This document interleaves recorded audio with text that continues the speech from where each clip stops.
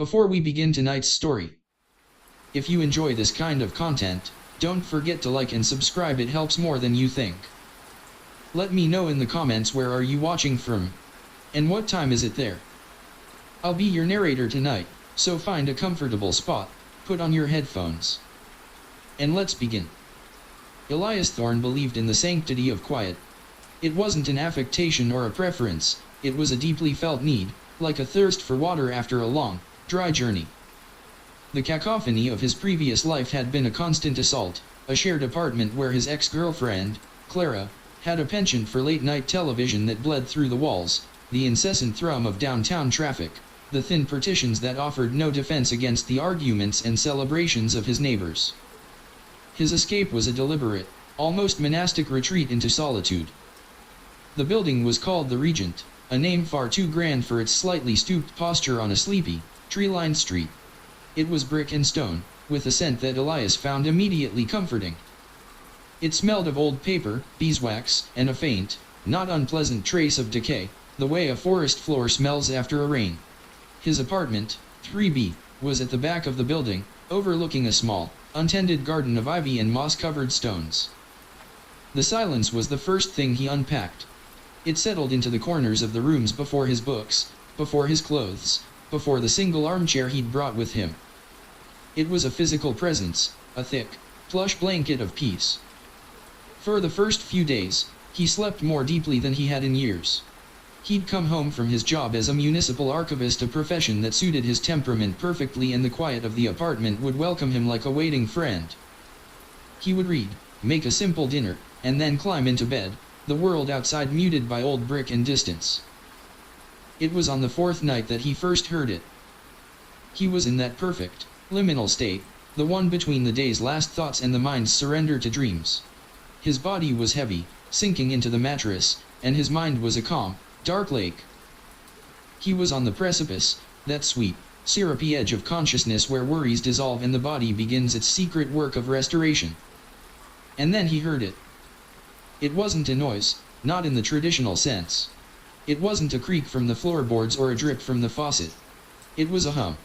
Low, resonant, almost sub-aural. It felt less like something he was hearing with his ears and more like something he was feeling in the bones of his skull. It was the sound of a distant, colossal machine, or the blood in his own ears magnified 1,000 times.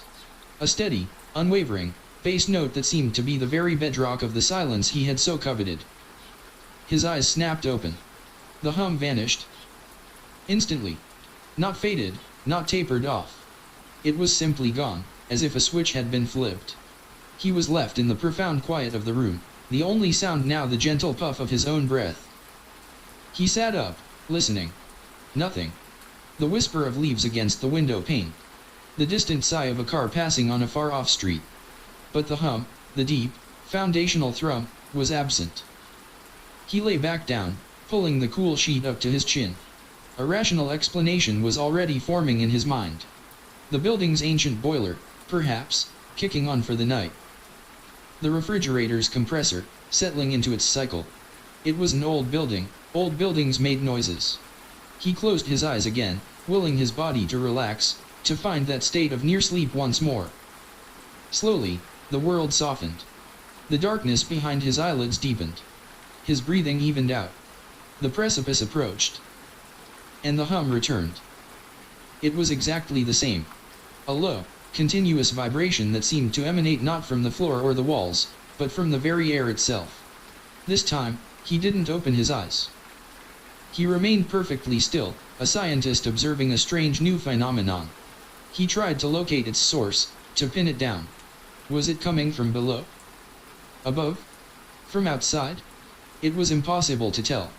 It was maddeningly omnidirectional, a sound that was everywhere and nowhere at once. He thought, with a sliver of detached curiosity, that this must be what the universe sounds like in its loneliest, most empty corners. A low, constant vibration of existence. He focused on it, let it fill his head, and somewhere in its monotone drone, he finally, exhaustedly, fell asleep. The next morning, the apartment was still and silent. The hum was just a fading memory, easily dismissed as a quirk of a tired mind in a new environment. He made coffee, the clink of the spoon against the ceramic mug the only disturbance in the piece, and told himself he wouldn't give it another thought. But as he locked the door to 3B behind him, a small, quiet part of his mind was already waiting for the night. The hum was there again on the 5th night, and on the 6th. It became a strange, unacknowledged ritual. He would get into bed, read for a while, turn off the light, and wait. He would lie in the silent darkness, and as his thoughts began to fray and drift, the hum would rise to meet him, a constant companion on the edge of sleep. He learned its character. It never wavered in pitch or volume. It was as steady as a metronome, a single, sustained note played on an impossible instrument. He tried to record it. On the 7th night, he placed his phone on the nightstand, its recording app active. He lay down and waited. As sleep began to pull at him, the hum started, filling his head with its low-frequency drone. He let it continue for a full 10 minutes before he forced himself to stay awake, reached over, and stopped the recording. He sat up in bed, his heart thumping with a strange anticipation, and played it back. He heard the rustle of sheets as he settled. He heard himself take a deep, slow breath. He heard the faint, almost imperceptible whisper of the wind outside. And beneath it all, filling the recording, was a perfect, uninterrupted, pristine silence. The hum wasn't there. He played it again, turning the volume up until the white noise hissed. Nothing. It was as if the microphone, a device designed specifically to capture sound, was deaf to this one particular frequency. It existed only for him, only in that fragile space between waking and dreaming. A cold knot tightened in his stomach. The rational explanations, the boiler, the refrigerator, the power lines began to feel thin, like worn-out excuses. A boiler would be audible to a microphone. So would a fridge. This was something else. This sound was private. It was for him alone. That night, for the first time, sleep did not come easily. He lay in the dark, and every time the hum began, a jolt of adrenaline would course through him, pulling him back from the edge. He was no longer a passive observer. He was becoming a participant in a game whose rules he didn't understand. The silence he had craved was no longer a comfort. It was a stage, waiting for its main performer. He found himself straining to hear it even before it began, his ears aching with the effort of listening to nothing. He eventually fell into a shallow, fitful sleep, but the hum wove itself into his dreams. He dreamed he was at the bottom of a deep, black ocean, the pressure immense, and the hum was the sound of the water itself, the groaning of a billion tons of liquid pressing down on him. He woke up with a gasp, his sheets twisted around his legs, the silence in the room feeling heavy and watchful. The next day at the archive, he found it impossible to concentrate. The meticulous work of cataloging century-old property deeds usually soothed him. The dry, rustling paper, the precise notations in faded ink, the quiet order of the shelves, it was his sanctuary. But today, the hum was a ghost in the room. He kept pausing, tilting his head, thinking he could almost hear it beneath the gentle rustle of his own movements, a subharmonic echo in the quiet hall. "Everything all right, Elias?" He jumped, startled. It was Marian, the head archivist, a woman with kind eyes and a cloud of white hair. "Fine, Marian. Just a bit tired. Still settling in." "The Regent is a quiet building," she said with a knowing smile. "Good for sleeping." "It is," Elias agreed, forcing a smile of his own. "Very quiet." His mind snagged on her words. She knew the building. Of course, she was a fixture in this town, a living repository of its history. Maybe she knew something. "You know the Regent well?" he asked, trying to sound casual. "I ought to," she chuckled. "My grandmother lived there for 50 years. Died in her sleep in apartment 4A, right above you.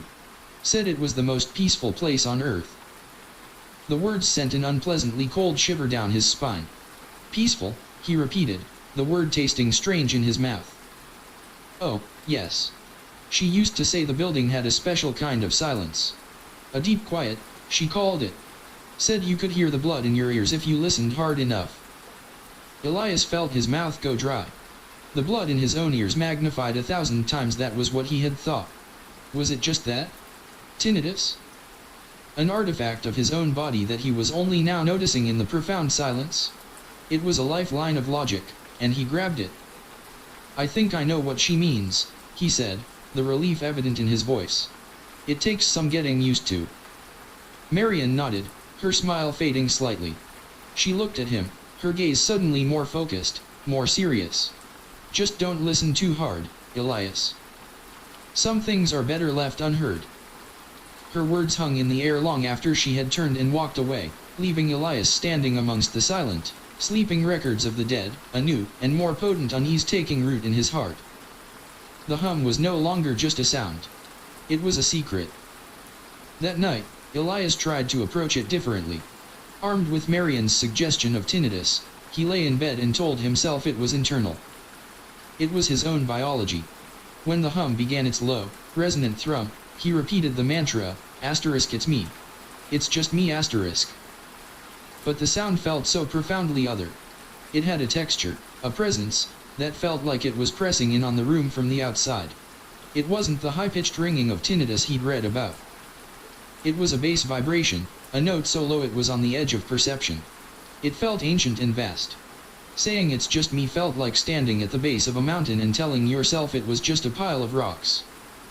Frustration began to curdle into a low-grade anger. He was losing sleep. His work was suffering. This thing was colonizing the most private, vulnerable part of his day.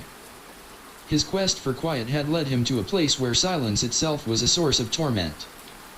A new thought, sharp and unwelcome, pierced his rationalizations. What if the hum wasn't just a sound? What if it was a voice?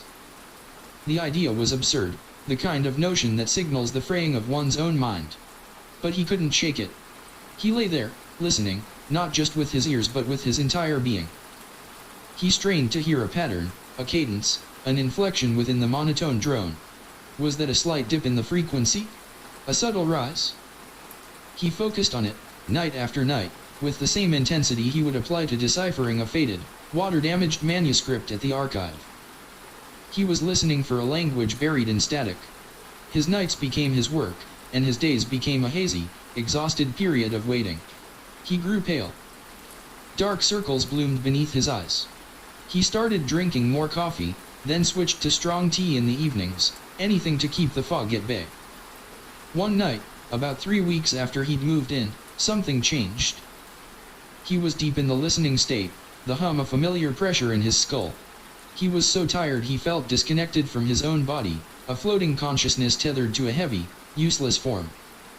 And in that state of profound exhaustion, a new layer emerged from the sound. It was faint, like a whisper buried deep within a recording. A murmur. A soft, sibilant rush of air that rode the primary wave of the hum.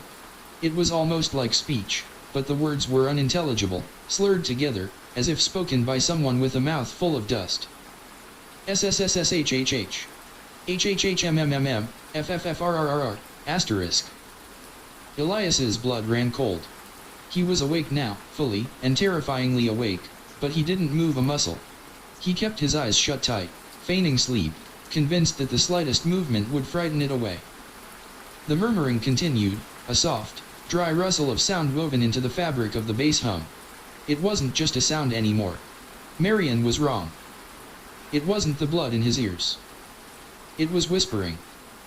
The next day, he called in sick to work for the first time in his life. He couldn't face the quiet halls of the archive, couldn't bear Marian's knowing, pitying gaze. The apartment, which had once been his sanctuary, now felt like a cage. In the daylight, the silence was absolute. There was no hum, no whisper. It was a silence that felt mocking, as if the room itself was gasping, holding its breath, waiting for the sun to go down. He spent the day in a fever of research. He sat at his small kitchen table, his laptop open, and typed the Regent into every search engine and historical database he could access. He sifted through old newspaper articles, city planning documents, census records. He found the year it was built, 1892. He found the name of the original architect, a man named Alistair Finch, who was known for his eccentric designs and interest in the burgeoning field of acoustics. An article from a 1910 edition of the local paper mentioned Finch's belief that buildings could be tuned like instruments, designed to create specific resonant frequencies that would promote health and well-being. The journalist treated it as a charming eccentricity. Elias felt a wave of nausea. A building tuned like an instrument. An instrument that played one long, low, eternal note. He dug deeper, cross-referencing names of former residents with public records. He found Marion's grandmother, who had indeed died peacefully in her sleep. But there were others. A man in the 1970s who had suffered a complete psychotic break, claiming the walls were breathing his name. A young woman in the 1940s who had been institutionalized for auditory hallucinations. A report from the 1920s about a tenant who had sealed his own ears with wax. The accounts were scattered, separated by decades, easily dismissed as isolated incidents of personal tragedy. But to Elias, staring at the list he'd compiled, it was a clear and terrifying pattern. The Regent wasn't just a quiet building. It was a building that drove people mad with its quiet. That night, he didn't go to bed. He made a pot of black coffee and sat in his armchair, the one he had brought to be his reading chair, and he waited. He was going to meet this thing on his own terms, fully awake, fully conscious. He would not be ambushed on the edge of sleep. The hours ticked by. 1 a.m. 2 a.m. The building was a tomb. The silence was so profound it felt like a pressure against his eardrums. He fought off waves of drowsiness, the coffee turning sour in his stomach. He kept the lights on, a defiant bubble of yellow against the encroaching dark.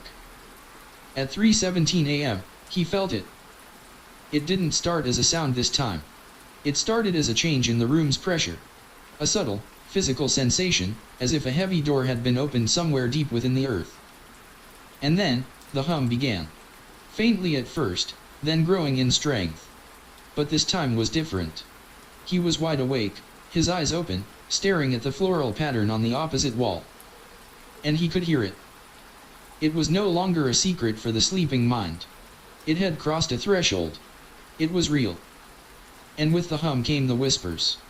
They were clearer now, no longer buried in the drone.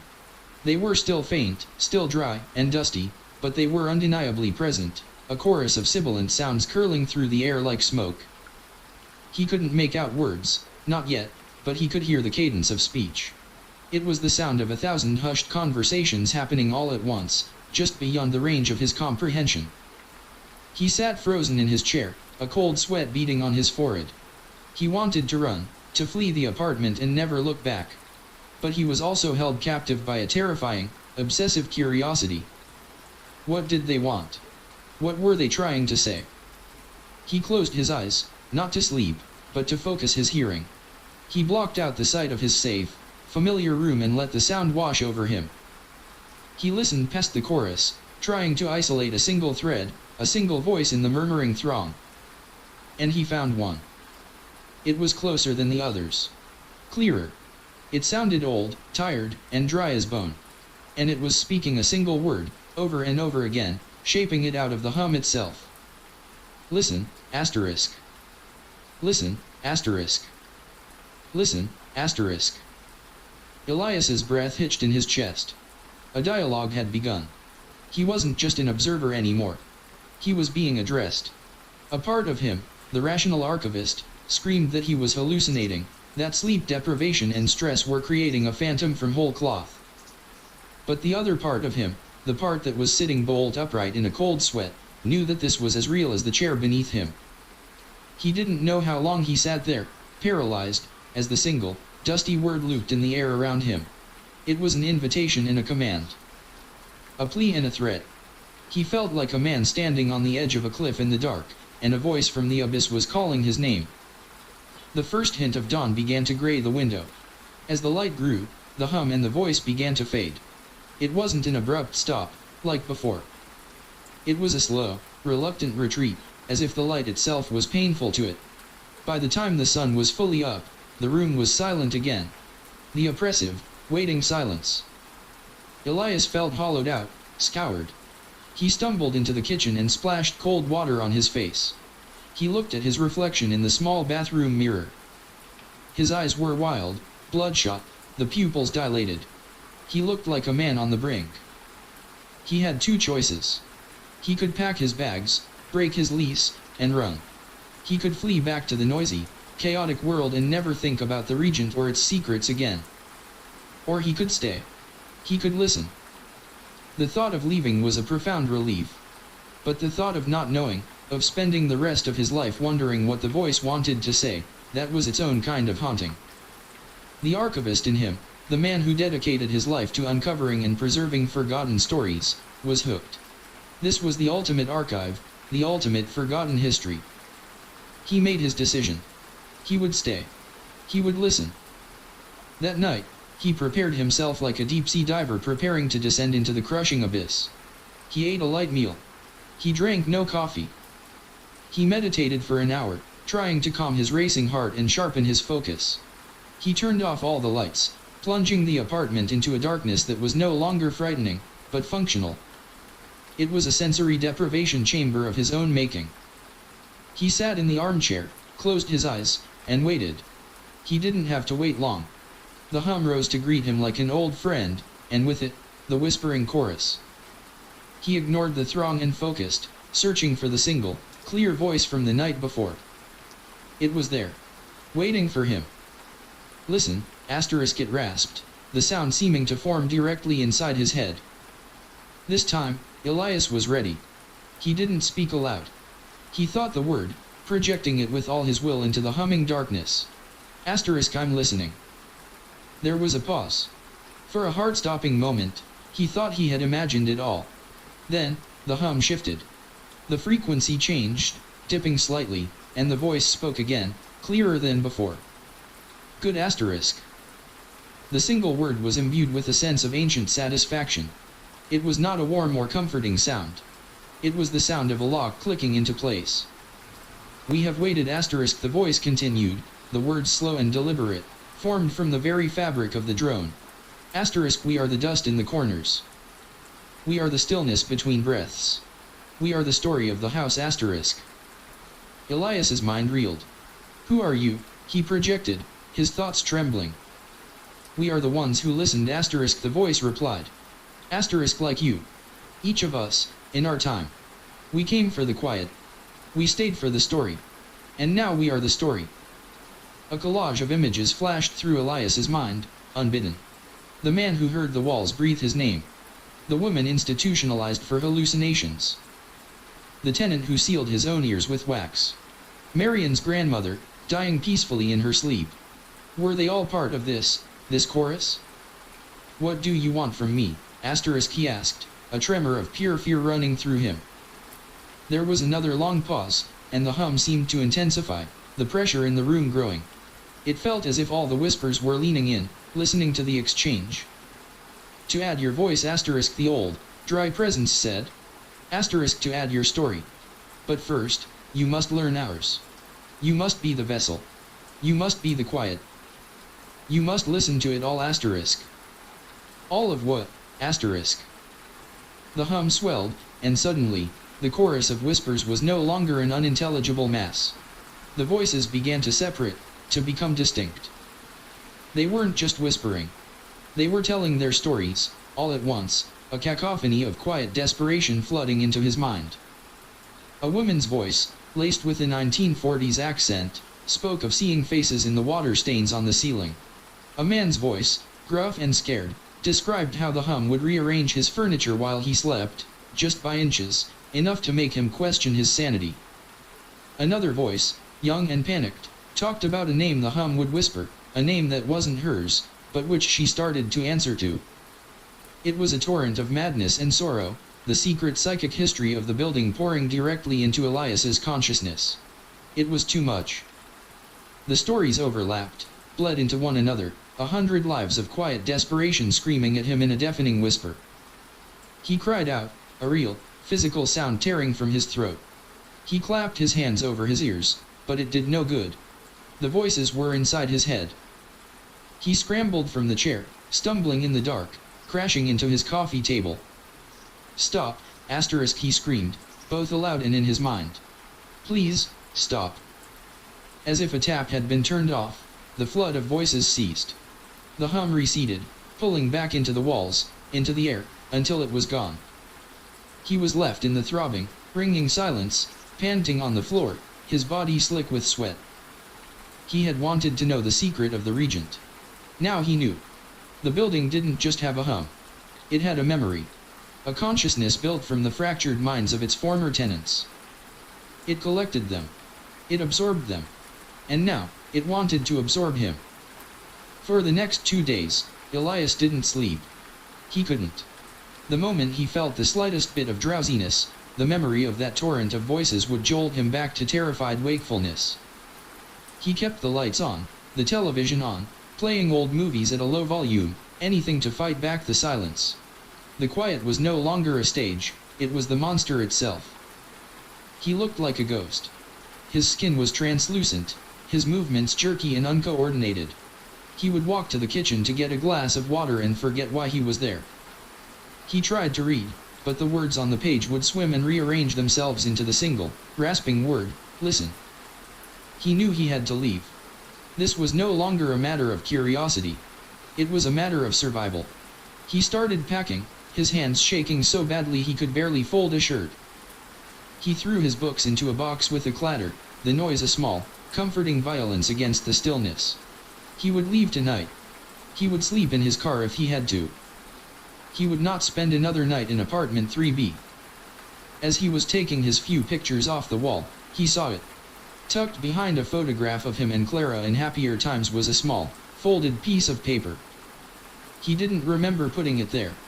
He unfolded it. It was a page torn from an old diary, the handwriting spidery and faint. The sound is a promise, asterisk it read. Asterisk at first, it feels like an invasion, but that is only fear. You must let the fear go. It is a key. It unlocks the room that is you. Let it in. Let it fill you. Peace is not the absence of noise. Peace is the acceptance of the one true sound, asterisk. The paper felt cold in his hand. He recognized the sentiment. It was the next step in the process.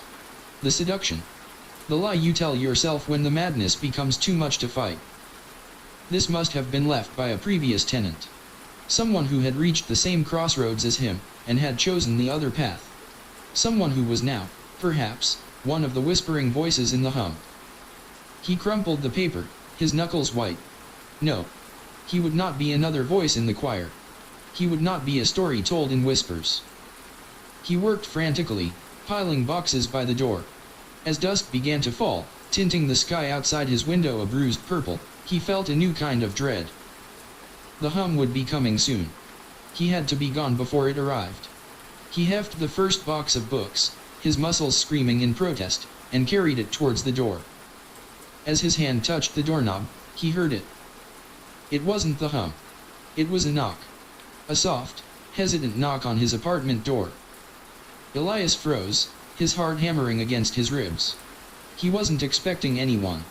He hadn't told anyone he was moving. He stood in the silent apartment, a box of books in his arms, and listened. Another knock, a little firmer this time. Elias? Are you in there? It was Marian's voice. A wave of immense relief washed over him, so potent it almost buckled his knees. Marian. A real person. A connection to the sane, sunlit world. He dropped the box with a thud and rushed to the door, fumbling with the locks. He swung it open. Marian stood in the hallway, a look of deep concern on her face. She was holding a small, covered dish. I was worried, she said, her kind eyes taking in his disheveled appearance, the boxes, the wild look in his eyes. You missed 2 days of work. That's not like you. I brought you some casserole. Marian, he breathed, his voice hoarse. Thank God. You have to help me. Of course, dear, she said, her gaze sweeping past him into the dim apartment. What's wrong? You look like you've seen a ghost.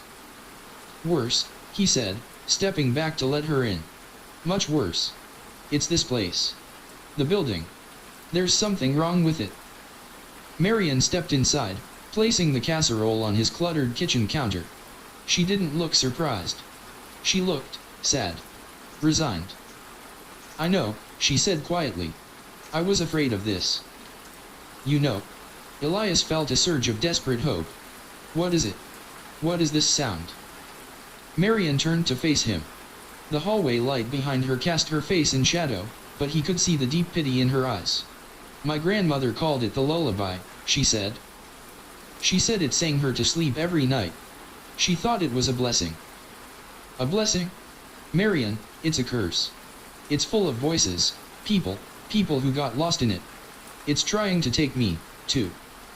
Yes, Marian said, her voice barely a whisper. It takes the lonely ones. The quiet ones. The ones who are already listening. She took a step closer to him. My grandmother wasn't just a resident here, Elias.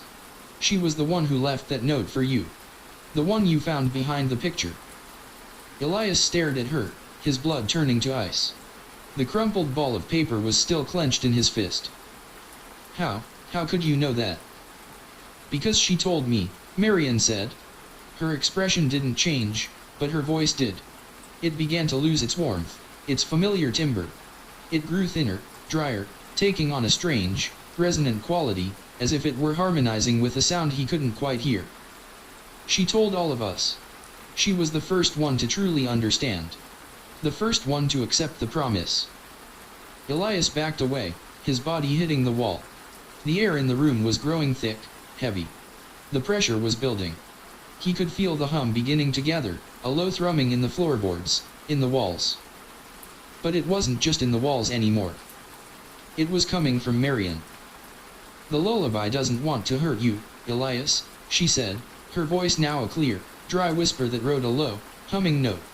It just wants you to be at peace. To let go of all the noise. To join the quiet. To add your story to the song.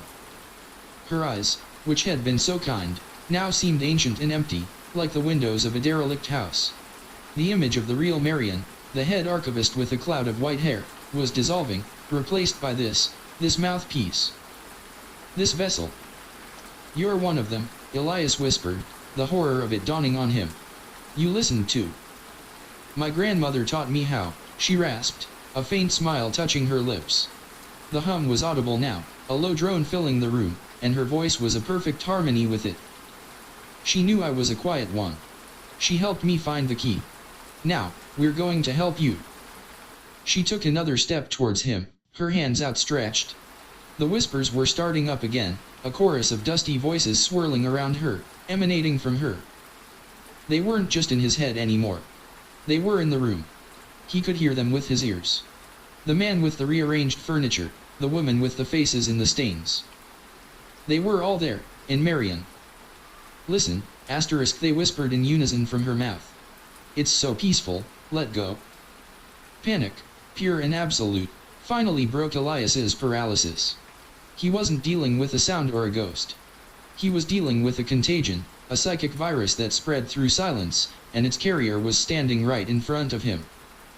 He lunged sideways, away from her, scrambling for the door. He didn't care about his books, his clothes, his life in this town. He just had to get out. He grabbed the doorknob, the metal cold and solid in his sweaty palm. The hum in the room suddenly swelled to a deafening roar. It was a physical force, pressing on him, slowing him down. The whispers became a gale of sound, 1,000 dry voices screaming in his ears. Don't leave us, asterisk. Marian didn't run after him. She just stood there, a still point in the storm of sound, her arms open, a look of profound, sorrowful patience on her face. You can't outrun the quiet, Elias asterisk, her voice echoed in his mind, cutting through the din. Asterisk, we'll be waiting for you. Wherever you go asterisk. He wrenched the door open and stumbled out into the hallway, slamming it shut behind him. The roar of the hum was instantly muffled, reduced to a low vibration he could feel through the solace of his shoes. He didn't wait. He fled. He half ran, half fell down the 3 flights of stairs, his own panicked gasps echoing in the stairwell. He burst out of the main entrance of the Regent and into the cool night air. He didn't stop running. He ran down the sleepy, tree-lined street, the sound of his own frantic footsteps a welcome, beautiful noise. He ran until his lungs burned and his side ached. He didn't look back. He drove for 6 hours straight, heading west, away from the town, away from the Regent, away from Marian. He didn't play the radio. He drove with the windows down, letting the roar of the wind and the rumble of the engine fill his car, a shield of noise against the memory of the hum. He finally pulled into a brightly lit, sterile motel off a busy highway, the kind of place that vibrated with the constant passage of trucks and the hum of 100 different air conditioning units. It was perfect. He checked in, his hands still shaking, and locked himself in the room. He turned on the television, the lights, the noisy fan in the bathroom. He surrounded himself with a fortress of mundane sound. Exhausted beyond measure, he collapsed onto the bed and fell into a deep, dreamless sleep, the first in weeks. When he woke, it was late afternoon. Sunlight streamed through the cheap curtains. The television was babbling to an empty room. For a moment, he felt a sense of profound relief. He had escaped. He was free. He sat up, stretching the ache from his muscles. The room was filled with noise.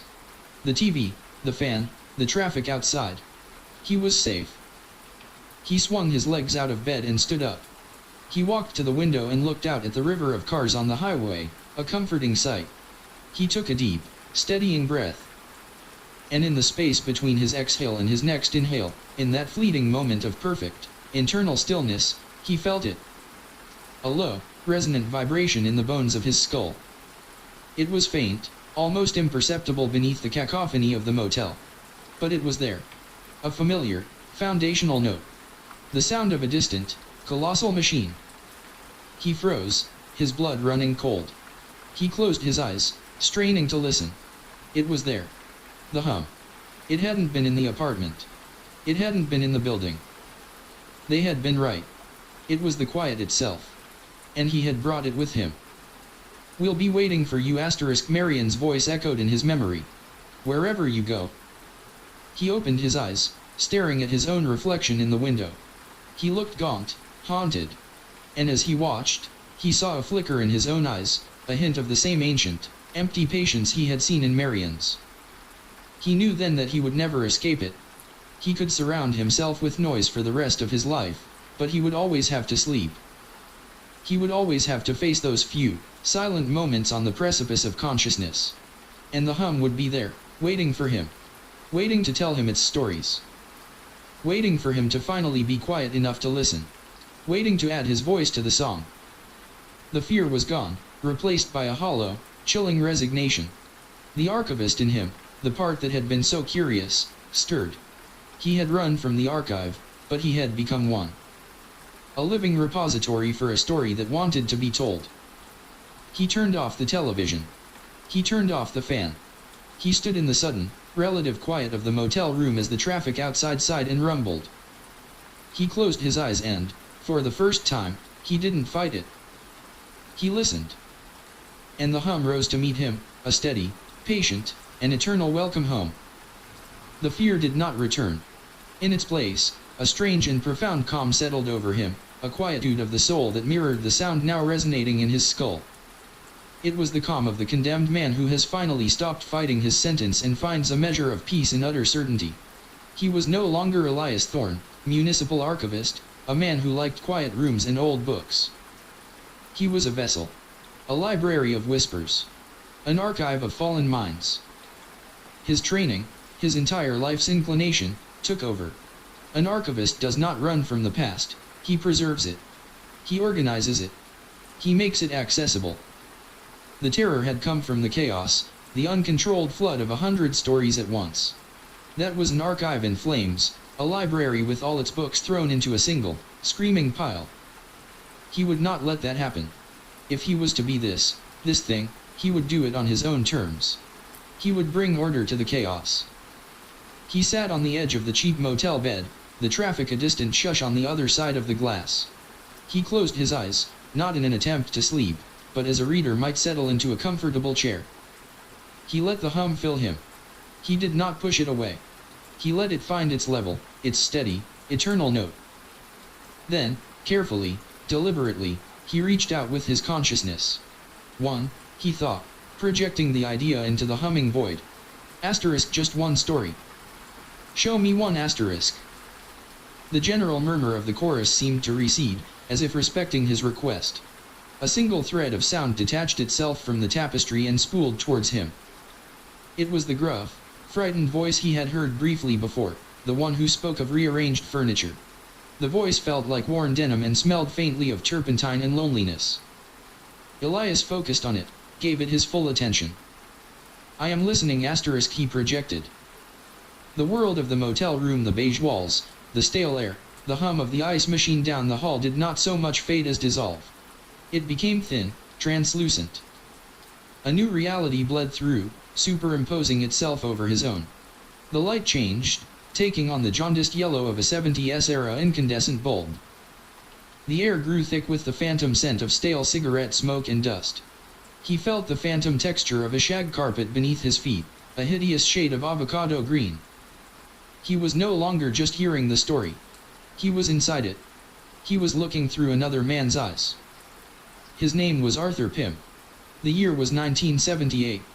He was a watchmaker, a man who had spent his life bent over tiny, intricate mechanisms, finding solace in the reliable tick-tock of a well-made timepiece. He had moved into apartment 3B of the Regent for the same reason Elias had, the quiet. It was perfect for his work, for the intense concentration he required. Through Arthur's eyes, Elias saw the apartment as it had been. The same layout, but different bones. A floral patterned sofa, a heavy wooden desk covered in the delicate tools of Arthur's trade, loops, tweezers, tiny bottles of oil. A sense of order, of meticulous control, permeated the space. The hum had been a friend to Arthur, at first. A low, steady drone that helped him focus, blocking out the distractions of the world. He called it the generator, and assumed it was some ancient piece of machinery in the building's guts. He worked late into the night, the hum his only companion, his head bent low under a magnifying lamp, his hands steady as he coaxed life back into a broken watch. Elias felt Arthur's satisfaction, his pride in his craft. He felt the comforting loneliness of a man who preferred the company of gears and springs to that of other people. And then, he felt the first tremor of unease. It was a Tuesday. Arthur had finished a particularly difficult repair on a vintage chronograph. He cleaned his tools, arranged them in their velvet-lined case, and switched off his work lamp. He stood up, stretching his back, and his gaze fell upon the worn armchair in the corner. The same corner where Elias's armchair would one day sit. Something was wrong. It was a feeling so subtle, so irrational, that he almost dismissed it. The chair, it seemed closer to the wall than he remembered. Not by much. An inch. Maybe less. A trick of the light, surely. A quirk of his tired eyes after hours of staring at microscopic components. He shook his head and went to bed. But the next morning, the feeling was still there. He measured the distance from the chair's back leg to the wall with his thumb. He made a mental note. All day, as he worked, the thought of the chair nagged at him, a discordant note in the symphony of his concentration. That evening, he checked again. He was sure of it now. The chair had moved. Another half-inch, perhaps. Closer to the wall. He felt a prickle of cold sweat on his neck. His apartment was always locked. No one had a key but him. He lived alone. He pushed the chair back to its original position, a faint scrape on the wooden floor. He took out a tape measure from his toolbox and measured the distance precisely. 14¼ inches. He wrote the number down on a notepad. Elias felt the cold knot of Arthur's paranoia tighten in his own stomach. He was experiencing the man's sanity begin to fray at the edges. The world of the motel room was completely gone now. He was Arthur Pym in 1978, standing in a quiet apartment, starting to believe that the laws of physics were coming undone. A week passed. The chair didn't move. Arthur began to relax, chiding himself for his foolishness. He'd been working too hard. On the 8th night, he woke up suddenly at 3:17 a.m. The hum was there, a low, comforting drone. But something else was in the room. A soft, scraping sound. Infinitesimally slow. A sound of friction so faint it was almost imperceptible.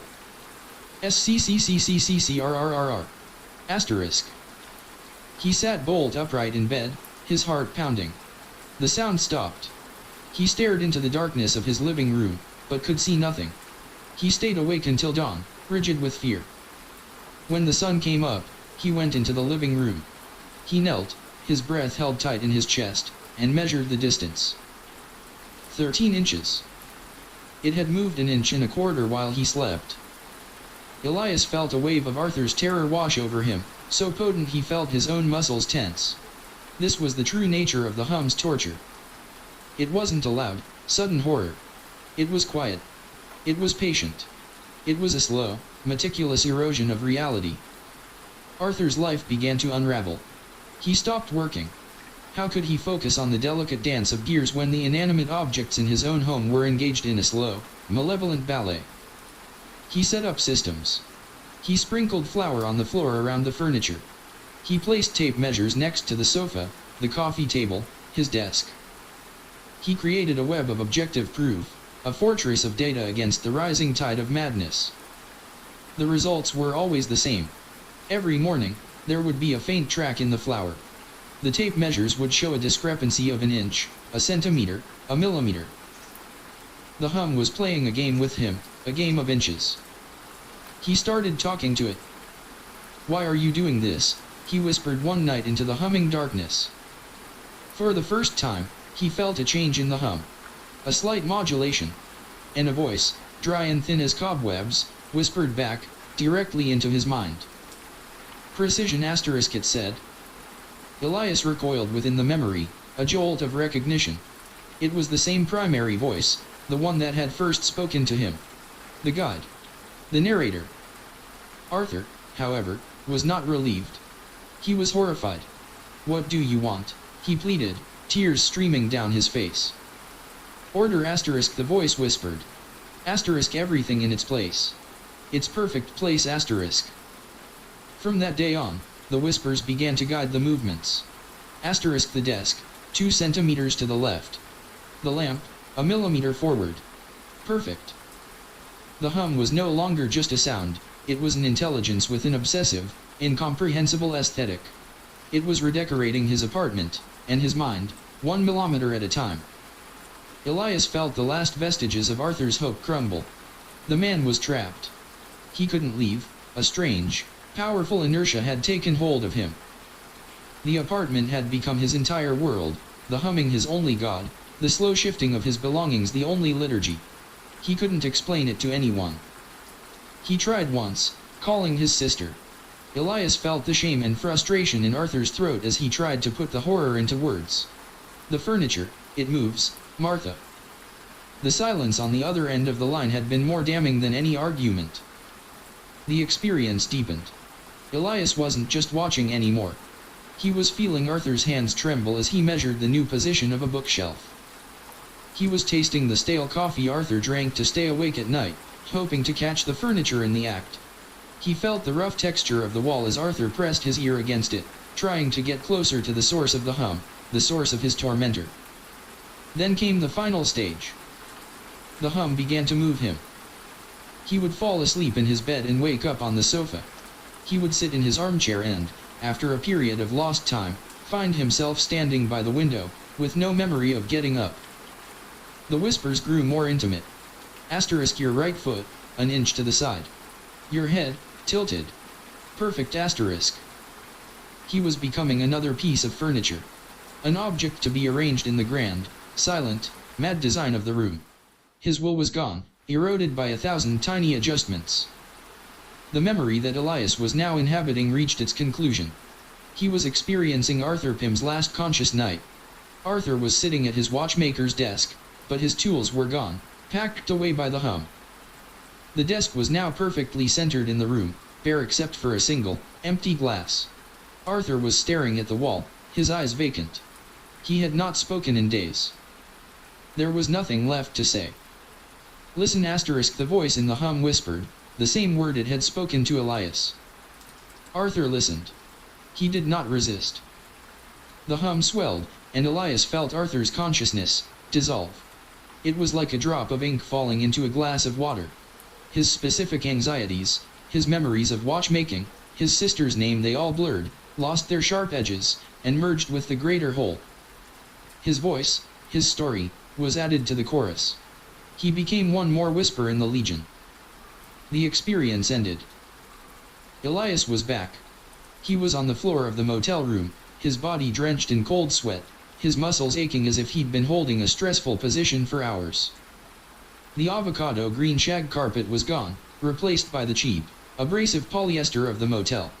The scent of smoke was gone, replaced by the smell of antiseptic cleaner. He gasped, pulling in a ragged breath. He had been gone for hours. The sun outside was setting, casting long, orange shadows across the room. He had lived a man's final months of sanity in a single afternoon. He felt the ghost of Arthur Pym inside him, a faint, sad echo in the quiet corners of his mind. He was not just a library. He was a graveyard. He stumbled to the bathroom and retched into the toilet, though nothing came up. The visceral reality of the experience was more terrifying than he could have imagined. This wasn't just listening. It was possession. A temporary, consensual possession. As he splashed water on his face, he looked at his reflection in the mirror. His eyes were still his own. The hollowed-out look was still there, but he was Elias. The core of him had remained intact. For now. The hum was still there, of course. It was a low, patient thrum in the background of his thoughts. It was waiting. There were so many other stories. The woman who saw faces in the water stains. The young man who answered to another name. Marion's grandmother, who had found peace in this. He looked at his meager belongings, his small bag of clothes. His old life was a distant shore he could no longer see. He couldn't go back. He couldn't stay here. He was a fugitive, but he wasn't running from the law. He was running from noise. He needed quiet places, not for his own peace, but for his work. His new work. He packed his bag, his movements slow and deliberate.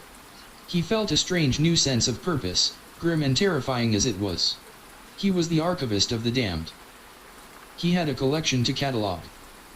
He checked out of the motel, the transaction feeling surreal, a pantomime of a life he no longer lived. He got in his car and drove, not west this time, but north, towards the vast, empty spaces on the map. Towards the mountains and the forests, towards places where the silence was deep and old. As he drove, the hum was a constant companion. It did not intrude.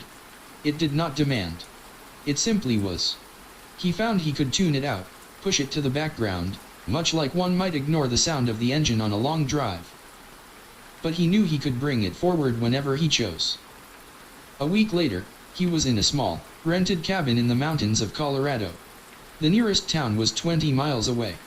His only neighbors were pine trees and the wind. It was a perfect reading room. For the first few days, he simply existed. He walked in the woods. He cooked simple meals. He tried to reclaim a piece of himself, to solidify the core of Elias Thorne before he dove back into the abyss. He needed an anchor. He bought a set of journals and began to write, not about the hum, but about his own life. About Clara. About his childhood. About the smell of the municipal archive. He was writing his own story, trying to carve it in stone before the tide of other stories washed it away. He was cataloging himself. After a week of this self-imposed quarantine, he felt ready. He sat on the porch of the cabin as twilight fell, the mountains turning into dark purple silhouettes against the fading sky. The silence here was different from the silence of the Regent. It was alive, filled with the whisper of wind in the pines, the distant cry of a hawk. It was a healthy silence. He closed his eyes and reached for the hum. It came willingly.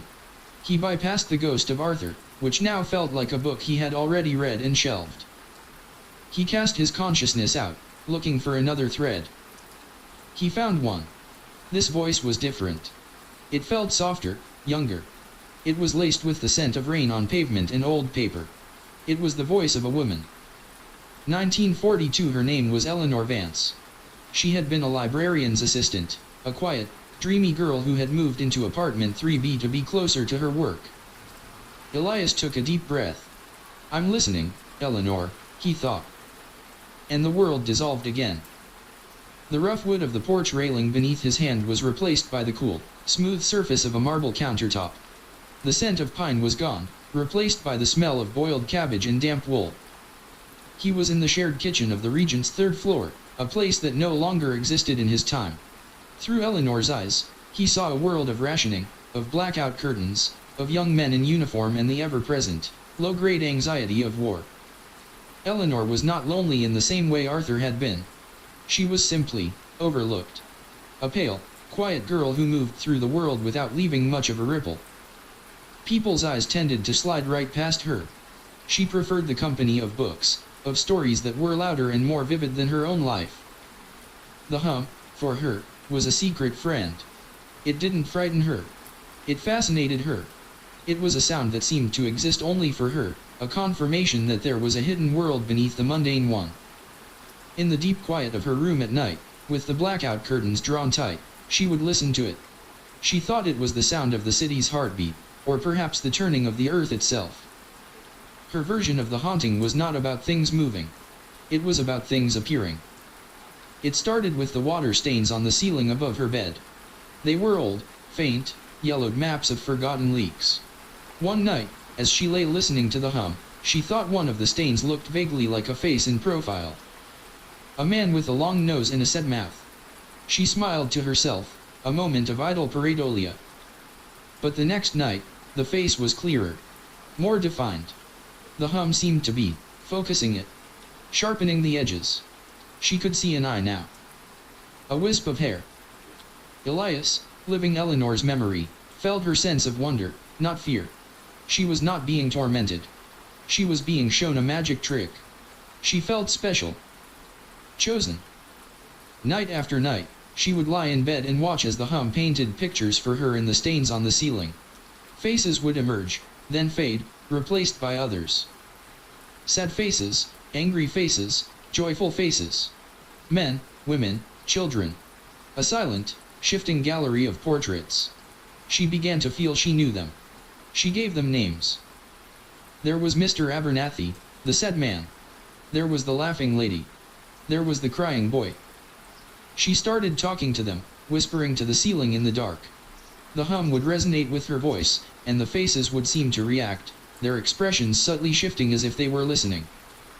"Who are you?" she whispered one night to a new face, that of a severe-looking woman with a high collar. And for the first time, a thought that was not her own bloomed in her mind, carried on the wave of the hum. "We are the quiet ones," it said, a composite of a dozen voices speaking as one. Elias felt a jolt. The hum was learning. Its methods were evolving over the decades. With Arthur, it was physical, a game of torment. With Eleanor, it was more subtle, a seduction. It was offering her what she most craved, a world more interesting than her own, and people who finally saw her. Eleanor was enchanted. She spent more and more time in her room, lying on her bed, communing with her ceiling friends. She started keeping a journal of the faces she saw, drawing them, writing stories about them. Her work at the library suffered. She was late, distracted. Her boss reprimanded her for staring into space. But she didn't care. Her real life was in apartment 3B. The next phase began when the faces started to whisper. Their mouths, mere smudges of water-stained plaster, would seem to move, and their thoughts would pour into her head, carried by the hum. They told her their stories. A man who lost his son in the Great War. A woman who died of a broken heart. A child who was afraid of the dark. They were the stories of the building, of the land, the forgotten sorrows that had soaked into the walls like the dampness that made the stains. Eleanor became their confidant, their priestess. She was no longer Eleanor Vance, the overlooked librarian's assistant. She was the keeper of the faces. The one who listened. But the stories were all sad. There were no happy endings in the water stains. The sheer weight of the sorrow began to press down on her. The wonder curdled into a heavy, oppressive duty. The faces were no longer friends, they were petitioners, ghosts clamoring for her attention, for her sympathy. Their sadness began to leak into her, staining her own soul. She stopped eating. She grew thin and even paler than before. The other tenants would see her in the hall, a ghostly figure with wide, dark eyes, and they would whisper that the war was getting to her. Elias felt her mind begin to buckle under the strain. He was experiencing her slow, gentle drowning in the sorrows of others. It was a quieter, more tragic end than Arthur's. Arthur fought and was broken. Eleanor embraced and was consumed. The final memory was of Eleanor lying on her bed, gaunt and weak. The ceiling was a churning mass of faces now, all of them weeping. Their collective whispered sorrow was a roar inside her head, inseparable from the hum. She wasn't just listening to their stories anymore. She had become one of them. She was the girl who saw sad faces in the ceiling. That was her entire identity. She closed her eyes, and with a final, soft sigh, she let her own sadness join the chorus. She became a new face in the plaster, a new story for the next quiet one to discover. Elias came back to himself with a shudder. The sun had completely set over the mountains. The porch was cold. He was shivering, but not from the chill in the air. He was filled with a profound, echoing sadness, the ghost sorrow of Eleanor Vance. He went inside and forced himself to eat, to perform the mundane tasks of life. But as he moved around the small cabin, he kept catching himself staring at the knots in the wooden walls, half expecting to see a face looking back at him. He now had two stories catalogued inside him. Arthur, the man of precision, and Eleanor, the woman of empathy. Two different people, two different eras, two different paths to the same destination. He was beginning to understand the Hum's methods. It didn't have a single approach. It was adaptable. It found what a person craved: order, companionship, meaning, and offered it to them, but the price was always the same: their story. Their self.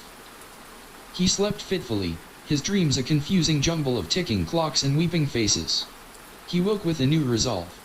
He was not just a passive archivist. He was a detective. There was a pattern here, a history. And at the center of it, there had to be a source. A patient zero. The architect, Alastair Finch. The man who believed buildings could be tuned. Elias spent the next day not in communion with the dead, but in the digital world of the living. He used the cabin's satellite internet, a slow and unreliable connection, to dig deeper into the history of Alastair Finch. Most of the information was generic: dates of birth and death, a list of commissioned buildings, mostly municipal halls and private manors for the wealthy. But Elias was an archivist. He knew how to search the deep web, the digitized university archives, the obscure historical society forums. He found it in the scanned personal letters of a colleague of Finch's, archived at a small New England university. The colleague, another architect named Julian Roth, wrote about Finch with a mixture of awe and concern. Alastair is obsessed. Julian wrote in a letter dated 1891, the year before the Regent was built. He speaks no longer of structures, but of sympathetic resonance. He has returned from his travels in Egypt and the Orient with strange theories. He claims certain ancient temples were not built for worship, but as acoustic traps. To catch echoes. Not echoes of sound, he insists, but echoes of thought, of soul stuff. He believes that if a space is built with the correct geometry and materials, it can be tuned to the frequency of human consciousness itself. Elias felt a cold thrill. This was it. The source code. He read on, his eyes flying across the screen. He is building a tenement house now, of all things. He calls it his instrument. He has hollow spaces in the walls, filled with a precise mixture of sand and iron filings. He claims the brick has been fired at a specific temperature to give it the right resonant properties. He's mad, I think. But a brilliant kind of mad. He says he is building a house that will listen. A house that will remember *. A house that will listen. The Regent wasn't just a place where this happened. It was designed for it. It was a machine.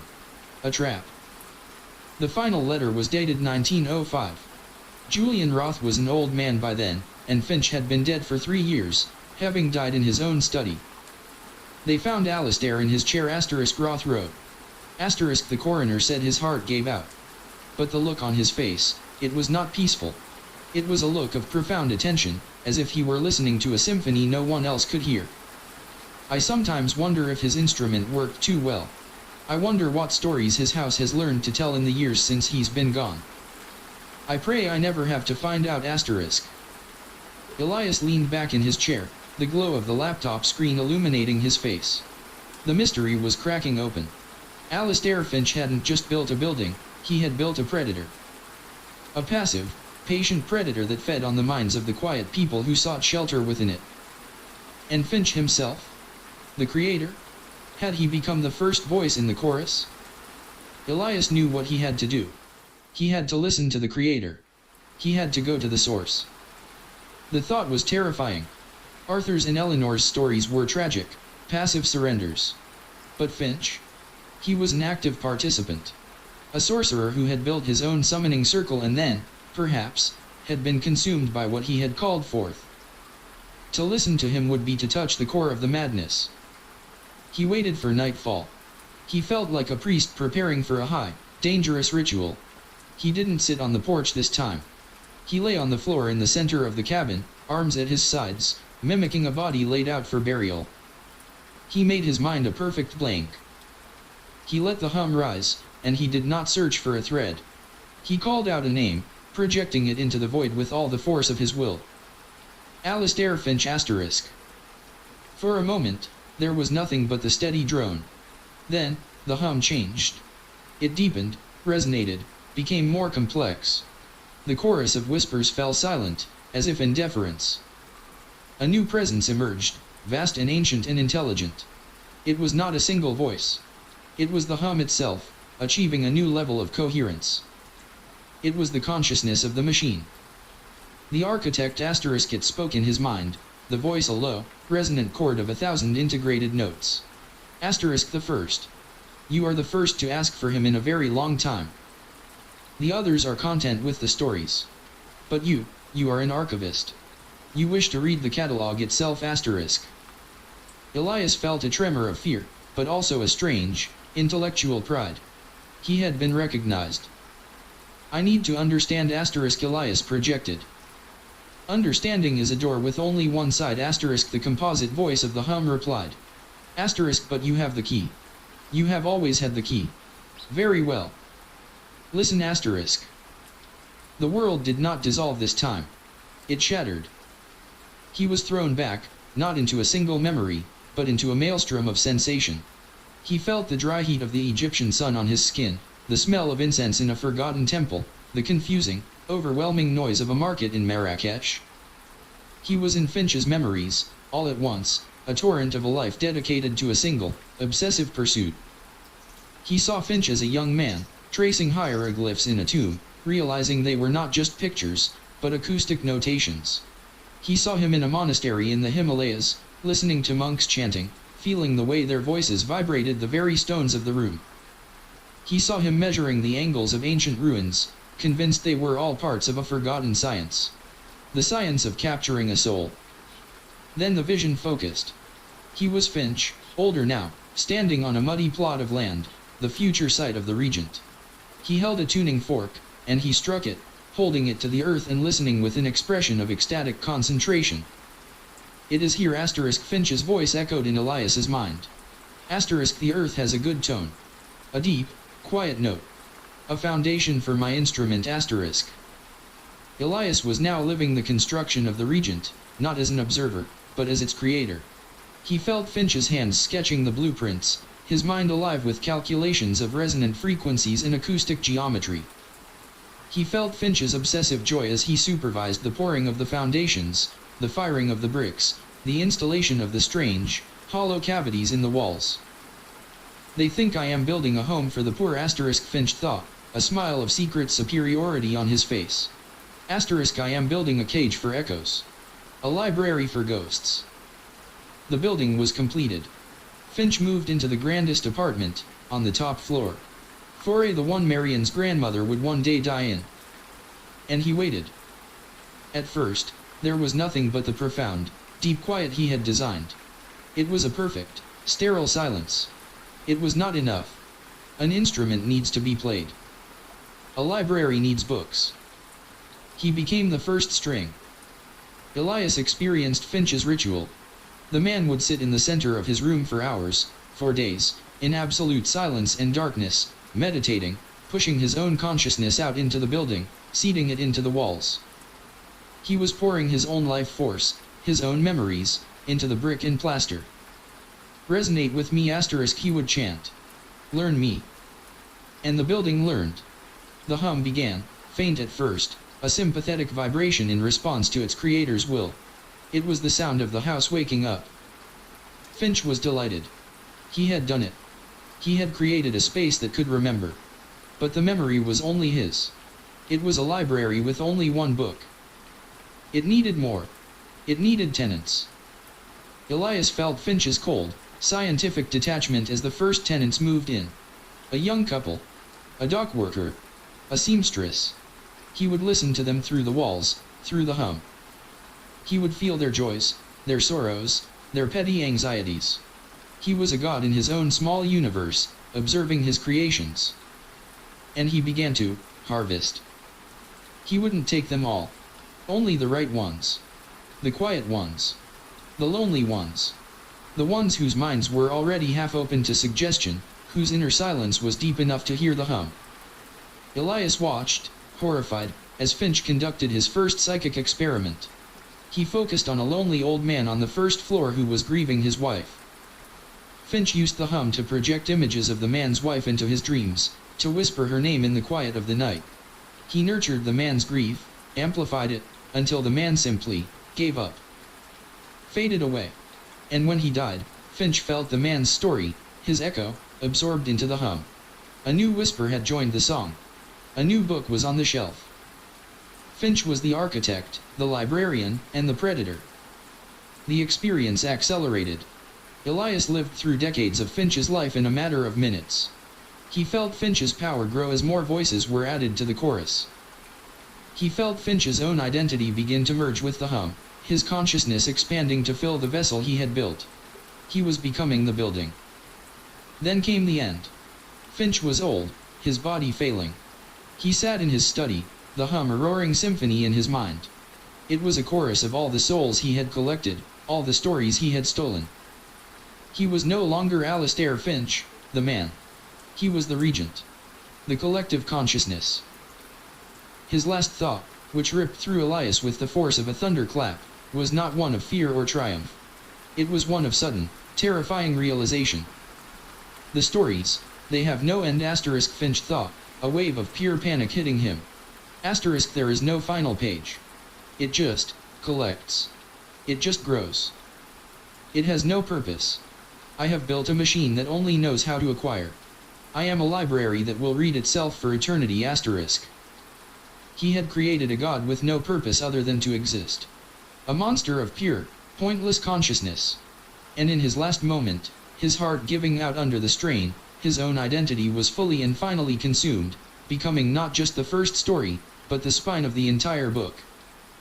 The central operating system. The vision ended. Elias was on the floor of the cabin, gasping, the raw terror of Finch's final revelation echoing in his own soul. He had looked into the heart of the machine and found nothing but a hollow, eternal hunger. He knew everything now. He understood the origin, the mechanism, the history. But the final, crushing piece of knowledge was this: the hum had no endgame. It didn't want to rule the world. It didn't want to bring about an apocalypse. It just wanted to add one more story, and then one more, and then one more, forever. It was the psychic equivalent of a cancer cell, its only purpose to replicate. And it had escaped its cage. Through Marion, who had learned the trick from her grandmother, the hum had found a way to move beyond the walls of the Regent. It could now infect others, create new vessels. Elias wasn't just a victim of a haunted house. He was a carrier. A missionary for a god of emptiness. He lay on the cold wooden floor for a long time, the hum a quiet, knowing presence inside him. It had shown him everything. It had been completely honest. And that was the most terrifying part. It had nothing to hide. A new thought, colder and sharper than any before, cut through his despair. The hum had told him that he was the first to ask for Finch in a long time. It had told him the others were content with the stories. The others. Marion. Her grandmother. How many more were there? Were there other carriers out there? An invisible congregation of quiet souls, each one a walking, breathing archive of whispers. And what was his role now? Was he supposed to just wander the earth, a hermit listening to the stories of the dead until his own was added to the collection? Or was he expected to do what Marion had done? To find the next quiet one. To listen for the lonely souls. To pass on the curse. He got to his feet, his body trembling with a new kind of energy. It was not fear. It was not resignation. It was something else. It was the archivist's fury. A library with no purpose is a monstrosity. A story with no meaning is a crime. Alastair Finch had created an abomination of pointless data, and he, Elias Thorne, had been unwillingly appointed as its newest librarian. Fine. A librarian doesn't just catalog. A librarian curates. A librarian decides which stories are told. And sometimes, a librarian has to weed the collection. He walked over to the journals where he had been meticulously writing down his own life story. He picked one up, the weight of it familiar and comforting in his hand. He had been writing it to save himself, to anchor his identity. Now, he saw it as something else. It was a weapon. The hum had collected stories of surrender. Of people who were consumed by sadness, or fear, or wonder. It had never collected a story of defiance. It had never assimilated a mind that was actively fighting back, a mind that understood the rules of the game and was trying to rewrite them. What would happen to the hum if it tried to absorb a story that was poison? A story filled with so much noise, so much rebellion, so much will, that it couldn't be peacefully integrated? Could a single, discordant book bring the whole library crashing down? He didn't know. It was a wild, desperate gamble. But it was a purpose. It was an ending. He sat down at the table, opened a fresh journal, and picked up a pen. He closed his eyes and felt the hum, a patient, waiting presence. It was ready for him to listen to another story. No asterisk. Elias projected into the quiet of his own mind, his thought a sharp, clear note of pure defiance. Asterisk. Not anymore. Now, you listen to me. He put the pen to the paper and began to write. He wrote about the noise of the city, the beautiful, chaotic symphony of car horns and shouting voices and music bleeding from a dozen open windows. He wrote about arguments and laughter and the grating sound of a subway train screeching to a halt. He wrote about everything the hum was not. He poured every loud, messy, imperfect memory he had onto the page. He was not writing a story to save himself. He was writing a story to become a bomb. And he would let the hum consume it, and pray that when it did, it would choke on the words. The pen felt heavy in his hand, a stylus carving grooves into reality. The hum pulsed steadily, a vast, silent audience waiting for the performance to begin. Elias took a breath, not of air, but of memory. He didn't start with the grating sounds of the city, he started with a more intimate noise, a more painful one. He started with Clara. He wrote about their first apartment, the one with the paper-thin walls where you could hear the neighbors breathing. He had hated it, had complained incessantly about the noise. Now, he resurrected it with a lover's care. He wrote about the sound of her laughter, a sound like wind chimes in a hurricane, loud and chaotic and beautiful. He wrote about the slam of the door during their first major fight, the shattering of a coffee mug, the shrill, ugly sound of her crying afterwards, and the quiet, desperate sound of their reconciliation in the dark. These were not just words on a page. As he wrote, he lived them. He forced himself back into the moments, not as a passive observer, but as an active participant. He felt the anger, the joy, the shame. He channeled the raw, chaotic energy of a shared life, the antithesis of the hum's sterile collection of solitary endings, and poured it through the ink onto the paper. The hum reacted. At first, it was subtle. A slight disturbance in its steady drone, a flicker of static, as if his noisy memories were causing interference. The whispers of the chorus, which had been silent, began to stir. They weren't speaking to him, but to each other, a confused, rustling murmur. What is this sound? This is not a story of quiet. This is not a story of surrender asterisk. Elias pressed on, his pen scratching furiously. He wrote about a concert they went to, a wall of distorted guitars and pounding drums so loud it felt like it could stop your heart. He described the press of the sweaty crowd, the feeling of 1,000 voices singing one song, the sheer, overwhelming, glorious noise of it all. He had gotten a headache that night and had sworn off live music for a year. Now, he rendered that headache with the loving detail of a poet, enshrining the pain as a sacred text of defiance. The hum pushed back more forcefully. The gentle, inquisitive whispers from the chorus sharpened, turning into hissing admonitions. Asterisk. Quiet, be quiet, that is not the way, peace is in the silence. And then, a new voice emerged, cutting through the others. It was a woman's voice, warm and kind and full of a deep, resonant peace. Elias recognized the feeling of it instantly. It was Marian's grandmother. The one who had found the lullaby to be a blessing. Hush, child. Asterisk. The voice cooed in his mind, a wave of profound calm washing over him. Asterisk, why do you struggle so? Why dredge up all that painful noise? There is no need for it. Let it go. Let the quiet take you. It is so peaceful here. We are all at peace. Asterisk. It was a powerful temptation. The sheer exhaustion of his battle, the pain of the memories he was weaponizing her offer was like a cool hand on a fevered brow. He felt his own hand falter, the pen pausing over the page. The memories of Clara were painful.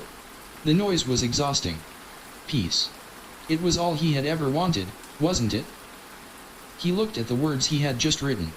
The press of the sweaty crowd, he felt a phantom echo of that moment, the feeling of being part of something larger than himself, something alive and messy and real.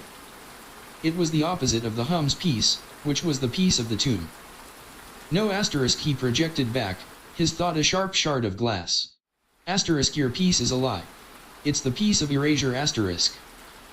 He ignored the grandmother's soothing whispers and began to write again, this time with a savage fury. He wrote about the city itself. The shriek of sirens. The rumble of garbage trucks at 5 a.m. The cacophony of a dozen different languages on a crowded street. He described the smells, the grit, the relentless, unapologetic vitality of millions of lives colliding. He wrote an ode to the urban chaos he had once fled, transforming his old prison into his new sword. The hum recoiled. The grandmother's voice vanished, replaced by a low, angry growl that seemed to vibrate the very floorboards of the cabin. The whispers were no longer pleading, they were threatening. They swirled around him, a vortex of malice. He felt the pressure in his skull increase, as if the hum were trying to crush his thoughts, to force him into submission. He felt a sudden, sharp pain in his temple. He saw, for a fleeting moment, Arthur Pym's avocado green shag carpet superimposed over the wooden floor of the cabin. He smelled the faint scent of boiled cabbage and heard the sound of weeping. The hum was fighting back with its old weapons, trying to drown his story with the stories of those who had already fallen. But Elias was no longer a victim. He was the archivist. He knew their stories. Arthur asterisk, he thought, his mind sharp and focused despite the pain. Asterisk, your story is finished. I have catalogued it. Asterisk, he envisioned placing a book with Arthur's name on it onto a shelf in his mind. The vision of the carpet flickered and died. Eleanor asterisk, he projected, as the sound of weeping grew louder. Your sorrow is recorded. He visualized another book, placing it next to Arthur's. The weeping faded into a faint echo and then was gone. He was compartmentalizing them. He was using his own archival training as a shield. He was taking the hum's arsenal and putting it in order, filing it away, neutralizing it. The hum had never encountered a librarian before. It had only known readers. The direct assault stopped. The hum pulled back, the pressure in his head lessening. It seemed confused, uncertain. It had shown him its power, and he had simply filed it. He was left panting in the quiet of the cabin, the pen still clutched in his hand. He had won the first skirmish. But he knew it was only the beginning. He had driven it back, but it was still there, watching, learning, and waiting. He looked down at his journal. He had filled a dozen pages. It was a good start. But it wasn't enough. He was dredging up old memories, old ammunition. To build a bomb powerful enough, he would need fresh material. He would need a new source of fuel. The quiet of the cabin, which had been his sanctuary, was now a liability. It was the hum's home turf. It gave it too much room to maneuver, too much silence to fill with its insidious whispers. He had to leave. He had to go back into the world he had rejected. He had to immerse himself in the glorious, painful, chaotic noise of humanity. He needed to make a pilgrimage not to a holy site of silence, but to a profane cathedral of sound. A slow smile spread across his face, the first genuine smile in months. It probably looked mad. He knew just the place. A city built on noise, light, and desperate hope. A place so antithetical to the hum's nature that just surviving there would be an act of war. He closed the journal, capped his pen, and stood up. He left the cabin's dishes in the sink. He left the bed unmade. He packed only his car, his wallet, and his arsenal of empty notebooks. As he drove away, down the winding mountain road, he felt the hum stirring within him, a low, questioning thrum. It was asking where he was going. I'm going to church *, Elias thought, as he pointed the car east, towards the rising sun and the distant, glittering promise of Las Vegas. The drive was a slow, deliberate immersion. He kept the windows down, letting the roar of the road and the rush of the wind scour the silence from his car. He didn't listen to music, he listened to the sound of the world. The drone of an 18-wheeler's engine as he passed it. The staccato hiss of the gas station pump. The meaningless chatter from a radio talk show he overheard at a roadside diner. He was a connoisseur of clamor, a collector of cacophony. With every mile that brought him closer to the desert, he felt his own internal landscape shifting. The ghosts of Arthur and Eleanor and Finch felt more distant, their stories relegated to a quiet, dusty wing of the library in his mind. The main reading room was being cleared, prepared for a new acquisition. He arrived in Las Vegas at night. The city rose out of the black desert like a wound in the earth, bleeding light and sound. From miles away, he could see the pillar of light from the Luxor piercing the sky, a man-made star of pure, vulgar energy. As he drove down the strip, he was assaulted by a tidal wave of sensory input. The sheer, overwhelming noise. It wasn't just one sound, it was a million sounds layered on top of each other. The incessant, cheerful chiming of slot machines bleeding from every open doorway. The thumping bass of nightclub music. The shouts of barkers, the laughter of tourists, the perpetual sigh of traffic. The air itself seemed to vibrate, thick with electricity and desperation. Elias felt it slam into him, and he laughed. It was glorious. It was perfect. The hum was cowering. It had retreated deep inside him, a faint, nervous tremor, like a small animal hiding from a thunderstorm. The external noise was so immense, so powerful, that it was jamming the hum's frequency, making it difficult for it to operate. He checked into a cheap hotel just off the main drag, a place with thin walls and a view of a blinking neon sign. The room smelled of stale smoke and air freshener. He could hear the couple in the next room arguing, the television in the room above him, the rumble of the ice machine down the hall. It was the anti-regent. It was his fortress. He sat on the lumpy bed, opened a fresh notebook, and began to write. He didn't need to draw on memory now. He just needed to open his senses and document. He described the frantic, rhythmic dance of the lights on a slot machine, the faces of the people playing them, a mix of hope and despair and profound exhaustion. He described the sound of a roulette wheel, the crisp, clean rattle of the ball as it decided someone's fate. He wrote for hours, the noise of the city a constant fuel. But he knew the hum wouldn't stay quiet forever. It was patient. It would adapt. It would wait for a moment of weakness, a crack in the wall of sound he had built around himself. The first counterattack came on the third day. He was walking through a crowded casino, the noise of physical presence around him, a shield he wore like armor. He was feeling powerful, almost euphoric.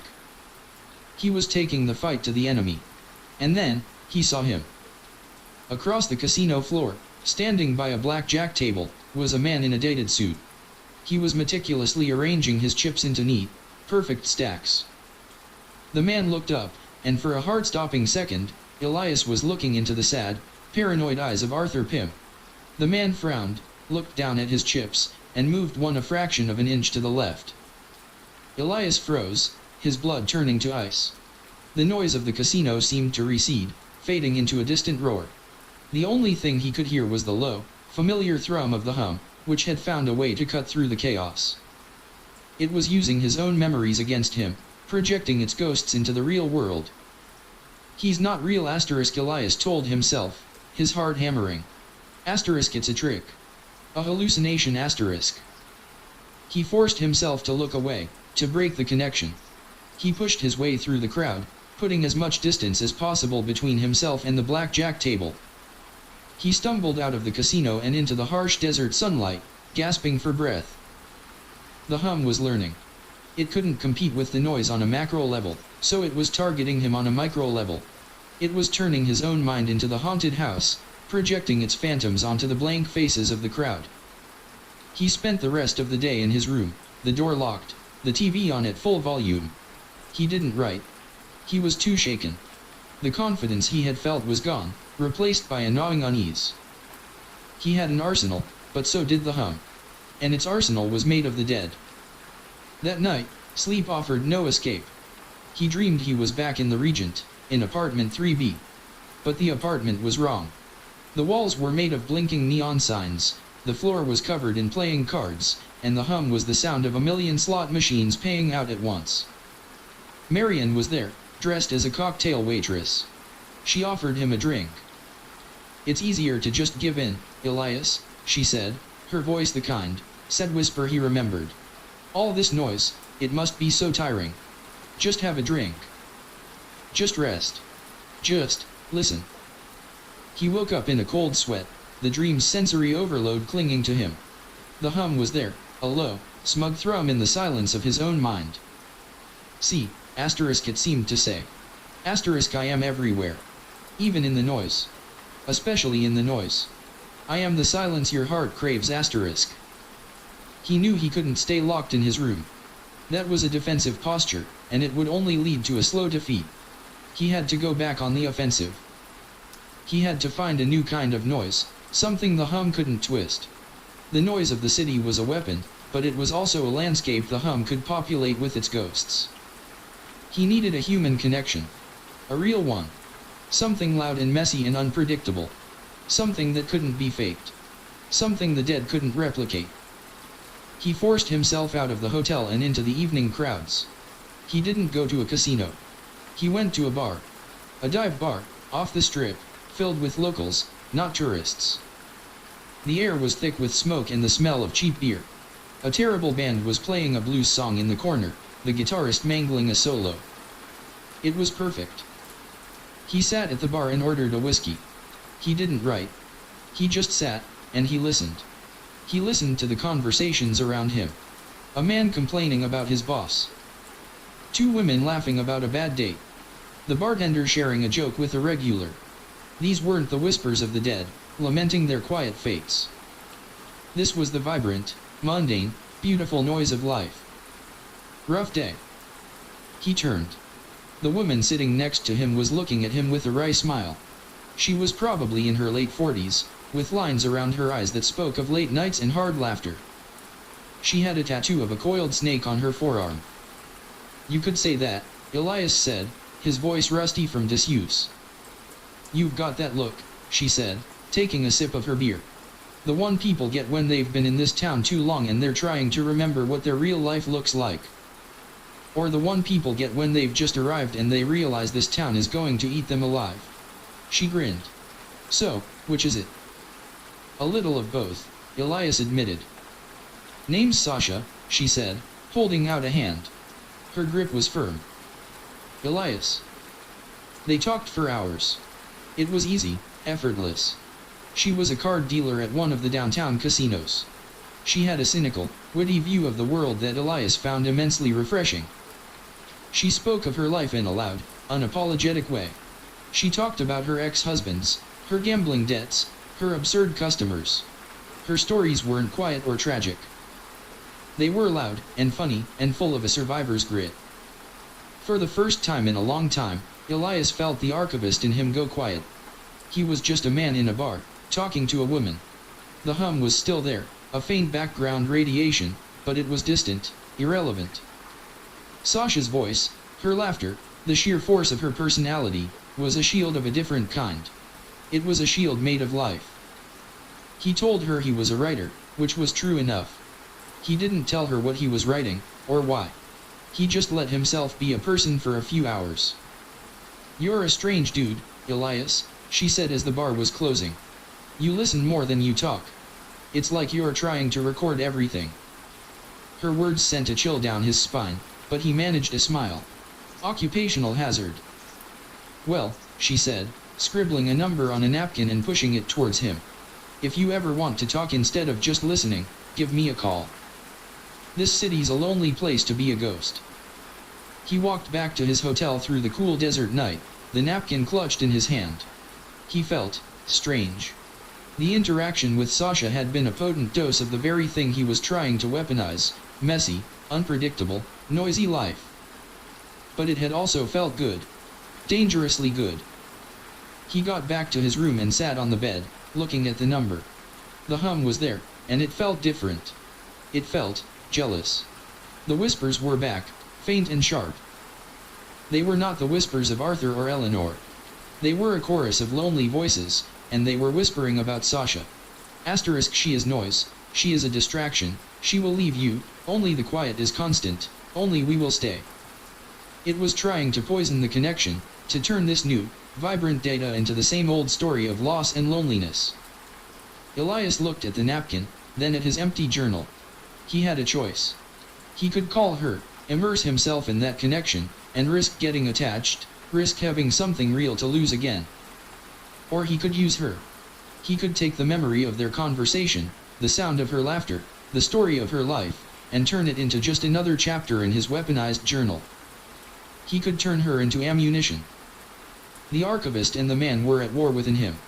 The man, the ghost of the Elias who had loved Clara, wanted to call the number. He craved the connection, the brief respite from his insane, solitary war. But the archivist, the cold, calculating strategist who was fighting for his soul, knew that attachment was a vulnerability. The hum fed on loss.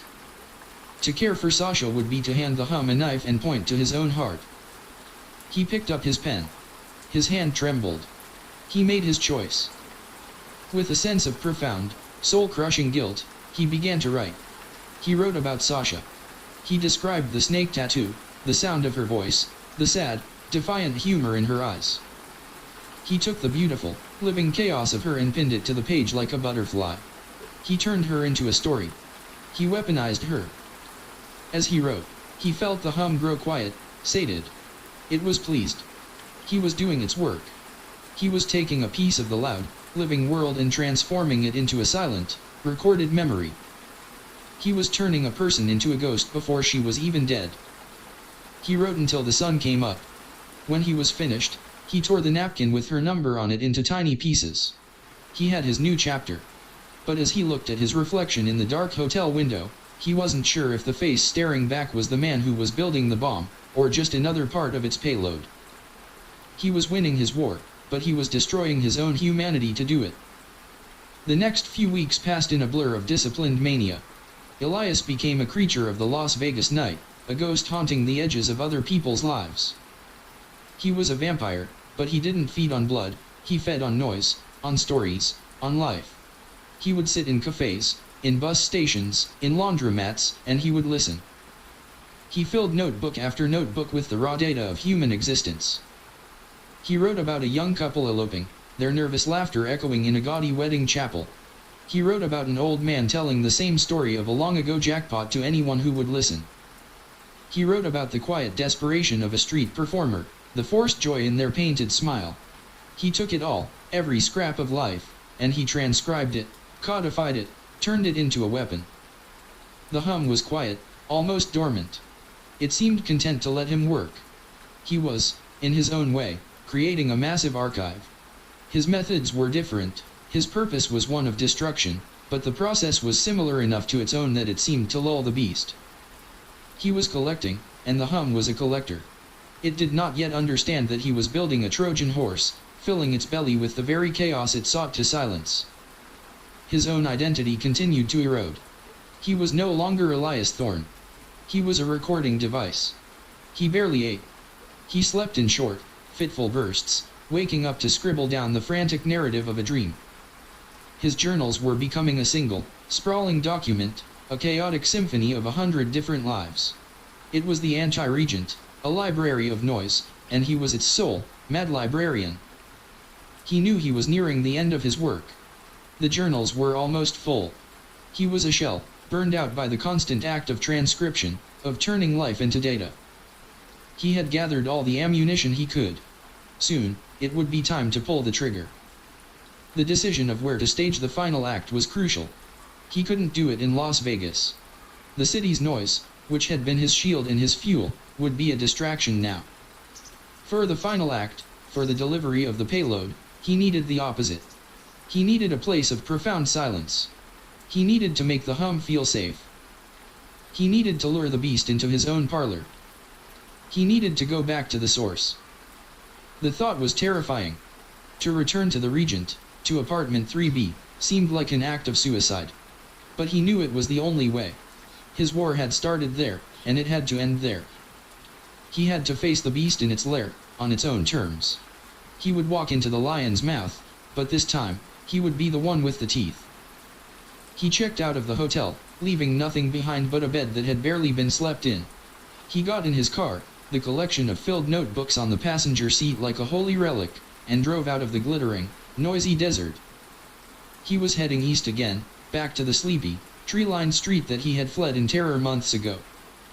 The drive back was a mirror image of his escape. He drove with the windows up, in silence. He did not need to gather any more noise. He was the noise now. The chaos was inside him, bound within the pages of his journals. He felt the hum stir as he crossed state lines, as the landscape grew greener. It was waking up, sensing their return to its place of power. The low thrum grew stronger, more confident. The whispers started to return, faint at first, then clearer. They were welcoming him home. The archivist returns, the librarian comes home to his books, asterisk. He didn't fight them. He let them whisper. He let the hum grow, let it fill the car, the silence, his own head. He needed it to be strong. He needed it to be hungry. He arrived in the town at night. It was just as he remembered, quiet, still, peaceful. He drove down the familiar streets, his heart a cold, heavy stone in his chest. He parked across the street from the Regent. The building stood there, stooped and silent under the moonlight. It looked like a tomb. To any passerby, it was just an old apartment building. To Elias, it was the body of his enemy. He gathered his journals, a heavy stack of them, and got out of the car. He crossed the street, his footsteps echoing in the quiet night. He walked up the steps and pushed open the heavy main door. The air inside was the same. The smell of old paper, beeswax, and faint decay. The profound, watchful silence. He felt the hum surge, a wave of triumphant power washing over him. It was home, and it was ravenous. He walked up the 3 flights of stairs, his legs feeling heavy, as if he were walking through deep water. He reached the door to apartment 3B. It was locked, of course. He had no key. It didn't matter. He reached out and touched the doorknob. He closed his eyes and focused, not on the lock, but on the hum itself. He had learned its frequency, its resonance. He had become a part of it. He pushed, not with his hand, but with his will, with the part of him that was now intertwined with the building's consciousness. "Let me in," he commanded. He heard a faint click from within the lock. The doorknob turned under his hand.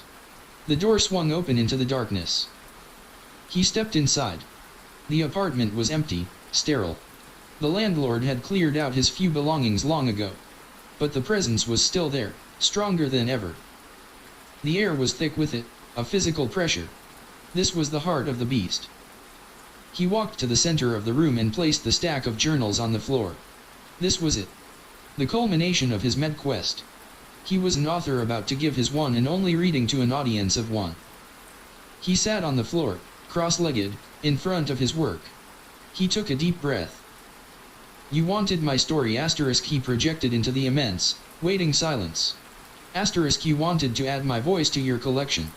You can have it. But you have to take it all." He opened the first journal. And he began to read. He didn't read aloud. His voice would have been a meaningless distraction. He read with his mind, projecting the words, the sounds, the feelings, directly into the hum. He started with the story of Clara, of their fights and their laughter, of the beautiful, painful noise of their love. The hum descended upon him like a shroud. He felt the familiar, terrifying sensation of his consciousness beginning to dissolve, the ink of his identity blurring in the water of the collective. But this time, he did not fight it. He opened the floodgates. He pushed the chaos of the city into the connection. The sirens, the crowds, the music. He pushed the story of Sasha, her cynical laughter and her survivor's grit. He pushed the hundreds of other lives he had stolen, the eloping couple, the old gambler, the sad clown. He funneled his entire library of noise directly into the core of the hum. He felt the hum recoil in shock. It had expected the story of a single, quiet man. It was getting a riot. It was a symphony of chaos, a hurricane of life, pouring into its pristine, silent library. The whispers of the dead, of Arthur and Eleanor and all the others, rose in a panicked scream. The noise was hurting them. It was burning them. The hum tried to disconnect, to push him out. But it was too late. He had gotten it to open its mouth, and he was holding it open, force-feeding it his poison pill. He held on to the connection with all his remaining will, continuing to read, to push, to flood the system. He felt Finch's presence then, the cold, calculating intelligence at the core of the machine, rising to fight him directly. He felt the architect's fury, his rage that his perfect instrument was being broken, his library being vandalized. The room began to shake. A low groaning sound came from the walls themselves, the sound of the building's agony. Dust sifted from the ceiling. A crack appeared in the plaster, snaking its way down the wall. He was not just fighting the consciousness, he was fighting the physical structure that housed it. Elias felt his own mind starting to fracture under the strain. He was a conduit for too much energy. The stories he had collected were pouring through him, and they were tearing him apart. He was the bomb, and he was at the center of his own detonation. He reached the final journal, the one where he had written about his own life, his own quiet desires, his quest for silence that had led him here. He pushed that in, too. The story of the man who hated noise, now using it as a weapon. The ultimate paradox. The final, corrupting piece of data.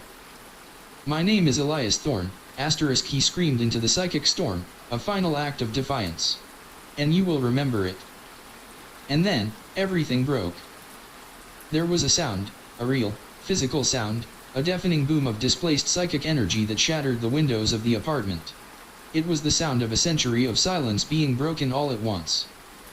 And then, a new silence. A different one. Not the watchful, predatory silence of the hum. This was a true silence. An empty silence. The silence of a machine that has been unplugged. Elias was on the floor, his body convulsing. The journals were scattered around him, their pages riffling in the wind coming through the broken windows. The presence was gone. The hum was gone. The whispers were gone. He had done it. He had killed it. He lay there for a long time, his mind a wasteland, his body a wreck. He was empty. The ghosts that had haunted him, both the hums and his own, were gone. There was nothing left. Just the quiet. The real quiet he had craved from the very beginning. Slowly, painfully, he got to his feet. He looked around the wrecked apartment.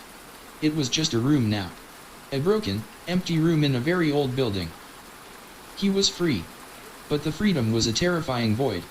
He had poured his entire identity, his memories, his very soul, into that final attack. What was left of Elias Thorne? He walked out of the apartment, leaving the journals on the floor. He didn't need them anymore. He walked down the stairs and out of the Regent, into the first light of dawn. The world seemed muted, distant. He stood on the sidewalk, a ghost in the morning light. A car passed by, its engine a soft, meaningless rumble. A bird began to sing in a nearby tree, its song just a series of notes, without beauty or menace. He was experiencing the world without the filter of the hum, but also, perhaps, without the filter of a soul. He didn't know who he was, or what he would do now. He was an archive with all its books burned, a library of empty shelves. He started walking, with no destination in mind. He was just a man, in a quiet town, at the beginning of a very long, very silent day. He had won. He was alone. And for the first time, he understood the true, terrifying nature of peace. But as he walked, a new sensation began to dawn on him, slowly, subtly. The world was quiet, yes. The hum was gone. But he was not entirely empty. Deep within him, in the core of his being where the hum used to reside, something remained. It was a single, faint echo. A tiny, resilient flicker of a memory. It wasn't Arthur's paranoia or Eleanor's sorrow. It wasn't Finch's cold ambition or Marian's misguided peace. It was the sound of a woman's cynical laughter in a smoky dive bar. It was the memory of Sasha. The one piece of life he had tried to turn into a weapon, but which had been too real, too vital, to be fully consumed by his war. It had survived the detonation. A single, stubborn, living story in the wreckage of his mind. A small seed of noise in the vast, empty silence. He stopped walking. He stood on the quiet suburban street as the sun climbed higher, and for the first time since the end, he felt something other than emptiness. It was a faint, fragile stirring. A question. Perhaps the library wasn't completely empty after all. Perhaps one book had survived the fire. And perhaps, just perhaps, that was enough to start a new collection.